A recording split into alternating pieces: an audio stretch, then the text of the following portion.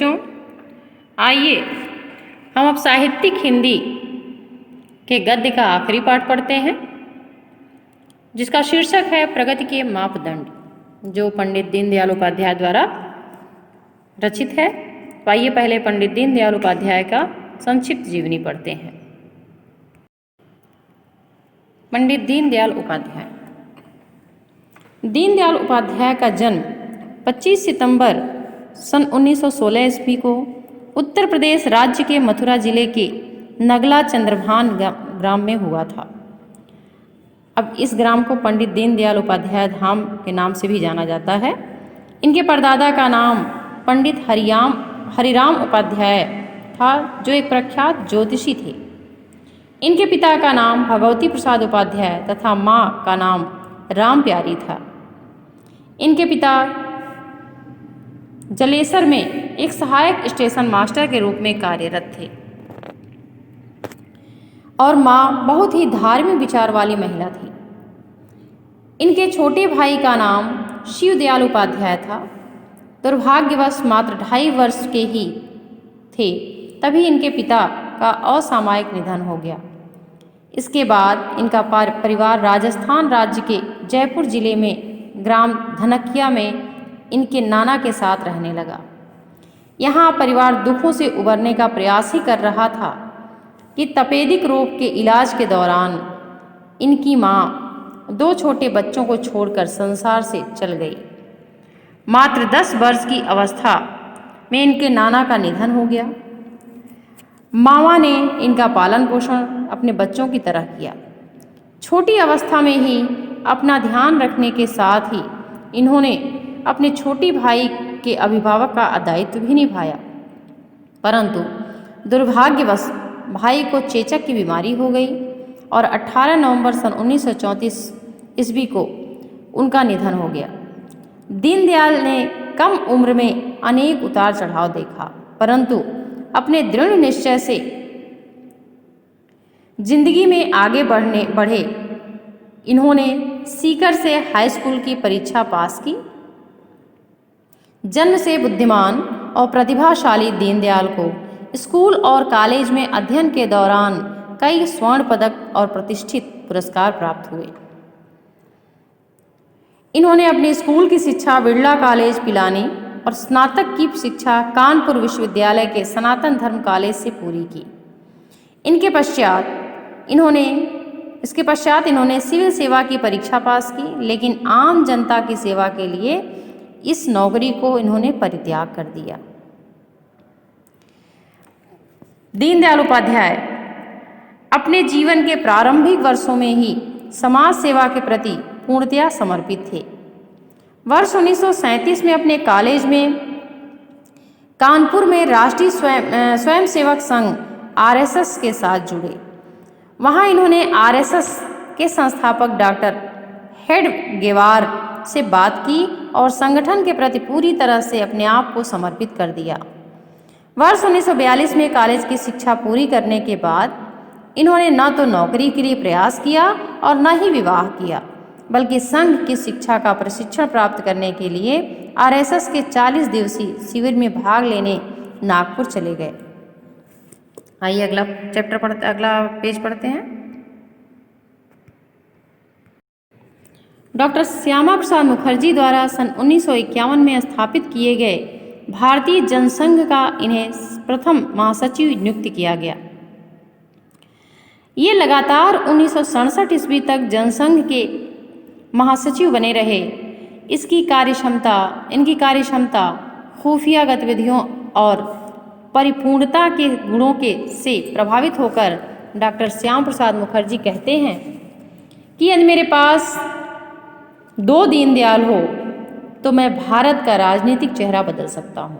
परंतु 1953 में डॉक्टर श्यामा प्रसाद मुखर्जी के असमय निधन से पूरे संगठन की जिम्मेदारी दीनदयाल के युवा कंधों पर आ गई। भारतीय जनसंघ के 14वें वार्षिक अधिवेशन में दीनदयाल उपाध्याय को दिसंबर 1967 ईस्वी में कालीकट के जनसंघ का अध्यक्ष निर्वाचित किया गया। 11 फरवरी सन 1968 ईस्वी को इनका देहावसान हो गया।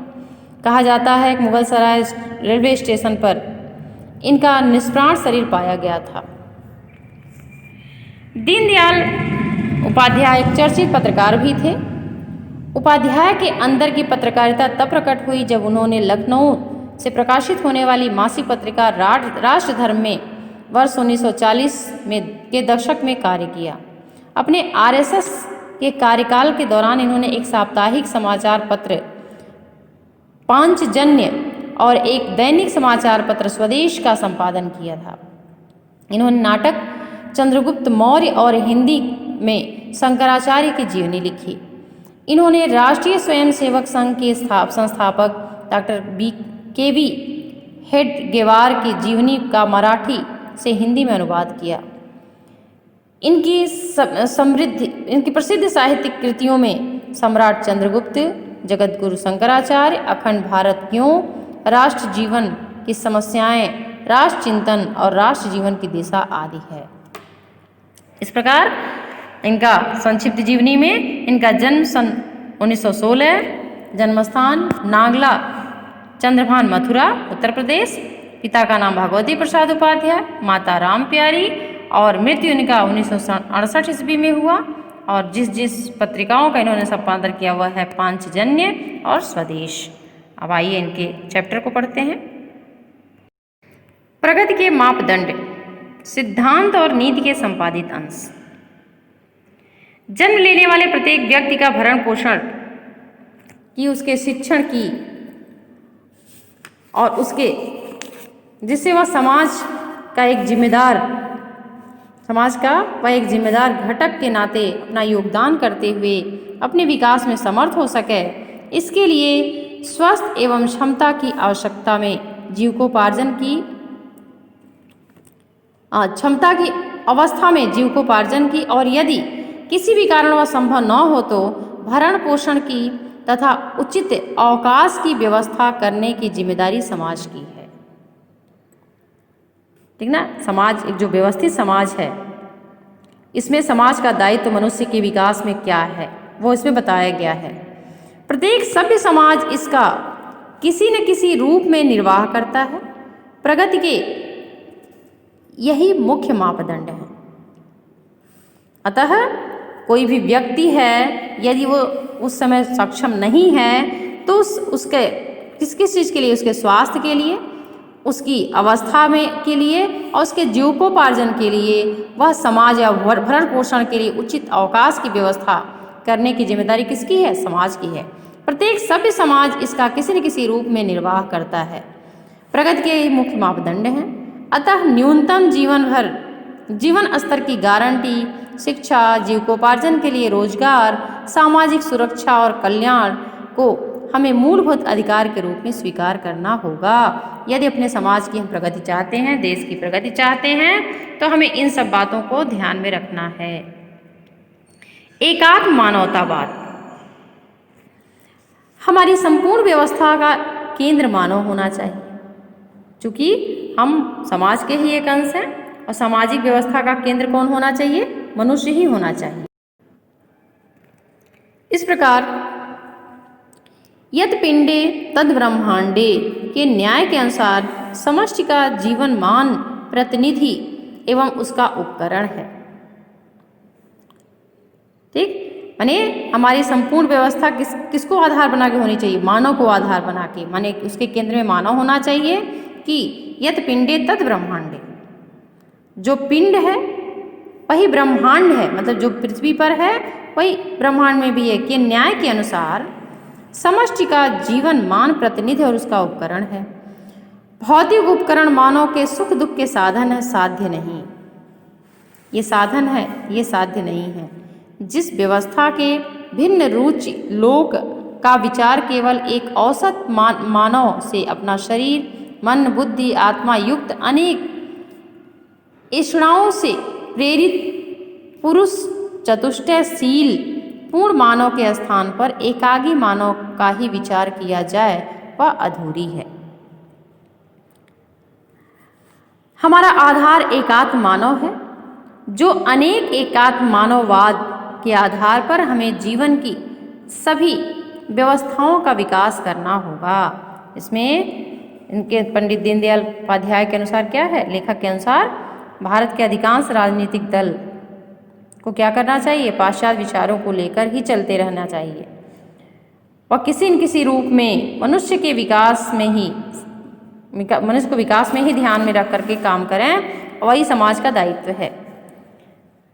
लेखक मनुष्य के विकास समाज के दायित्व को महत्वपूर्ण माना है। इसमें लेखक के अनुसार इस संसार में जन्म लेने वाले प्रत्येक व्यक्ति का भरण पोषण, शिक्षण, स्वास्थ्य व्यवस्था, शिक्षा आदि सबका जिम्मेदारी किसको होनी चाहिए, समाज को होनी चाहिए। प्रत्येक सभ्य समाज किसी न किसी रूप में इसका पालन भी करता है। मानव सामाजिक व्यवस्था का केंद्र है। इसके अनुसार क्या है, माने लेखक के अनुसार मानव सामाजिक व्यवस्था का केंद्र है। ये क्या कहता है, वही एकात्म मानव, जो इसका शीर्षक है यहाँ पे, एकात्म मानवतावाद मानव जीवन की संपूर्ण सृष्टि एकमात्र संबंध का दर्शन है। पंडित दीनदयाल उपाध्याय जी ने इसका वैज्ञानिक विवेचन किया और उसके अनुसार इनकी संपूर्ण व्यवस्था का केंद्र मानव जीवन होना चाहिए। जो यहाँ मनुष्य है वहाँ वह ब्रह्मांड है, यानी मनुष्य की कल्पना ही ब्रह्मांड है, अर्थात मनुष्य ही सब कुछ है। इस प्रकार इस न्याय के अनुसार संपूर्ण सृष्टि क्या है, जीवनमान प्रतिनिधि और उसका उपकरण है। अब अगला देखिए, आह्वान। भारत के अधिकांश राजनीतिक दल के पाश्चात्य विचारों को लेकर ही चलते हैं। जो भारत लेखक के अनुसार भारत के अधिकांश राजनीतिक दल पाश्चात्य विचारों को लेकर ही चलते हैं। वे वहाँ किसी न किसी राजनीतिक विचारधारा से संबंध एवं वहाँ के दलों की अनुकृति मात्र है, यानी केवल अनुकरण करते हैं। वे भारत के मनीषा को पूर्ण नहीं कर सकते, यानी यहाँ जो भारत की महत्ता है, जो महानता है, ऐसी इच्छाओं को पूर्ण नहीं कर सकते हैं और न चौराहे पर खड़े विश्व मानव का मार्गदर्शन कर सकते हैं। वे चौराहे पर खड़े विश्व मानव का मार्गदर्शन भी नहीं कर सकते, जो संसार का एक तरह से सृष्टा है। भारतीय संस्कृति की निष्ठा को लेकर भी कुछ राजनीतिक दल हैं, किंतु वे भारतीय संस्कृति की सनातनता को उसकी गतिशीलता समझ बैठते हैं। लेखक के अनुसार भारतीय संस्कृति के प्रति निष्ठा को लेकर चलने वाले कुछ राजनीतिक दल हैं, लेकिन वे भारतीय संस्कृति की जो प्राचीनता है उसको उसकी गतिहीनता समझ बैठते हैं। इसलिए ये दल पुरानी रूढ़ियों का समर्थन करते हैं। भारतीय संस्कृति के क्रांतिकारी तत्व की ओर इनकी दृष्टि नहीं जाती। ठीक है। उसके बाद वास्तव में समाज में प्रचलित अनेक कुरीतियाँ जैसे छुआछूत, जाति भेद, दहेज, मृत्युभोज, नारी अवमानना आदि भारतीय संस्कृति के समाज के स्वास्थ्य के सूचक नहीं बल्कि रोग के लक्षण हैं। जो कुछ रूढ़िवादी परंपराएं हैं, कुछ जो अभी भी समाज में फैली हुई हैं, ये स्वास्थ्य के सूचक नहीं हैं। ये क्या है, एक तरह से हमारा समाज बीमार है, उसके सूचक हैं, उसके लक्षण हैं। भारत के अनेक महापुरुष जिसकी भारतीय परंपरा और संस्कृति के प्रति अनन्य निष्ठा थी, इन बुराइयों के विरुद्ध लड़े। आज के अनेक आर्थिक सामाजिक विधानों की हम जांच करें तो पता चलेगा कि हमारी संस्कृति चेतना के क्षीण होने के कारण युगानुकूल परिवर्तन और परिवर्धन की कमी से बनी हुई रूढ़ियाँ, परकीयों के साथ संघर्ष, परिस्थिति से उत्पन्न मांग पूरा करने के लिए अपनाए गए उपाय और परकीयों द्वारा थोपी गई उनका अनुकरण स्वीकार की गई व्यवस्थाएं मात्र है। माने क्या है, ये जो कुरीतियां हैं ये भारत में किस प्रकार है, केवल एक तरह से परंपरावादी हो गई हैं। वो धीरे धीरे एक पीढ़ी से दूसरी पीढ़ी अनायास ही चली आती हैं, इसका कोई वास्तविक तथ्य नहीं है।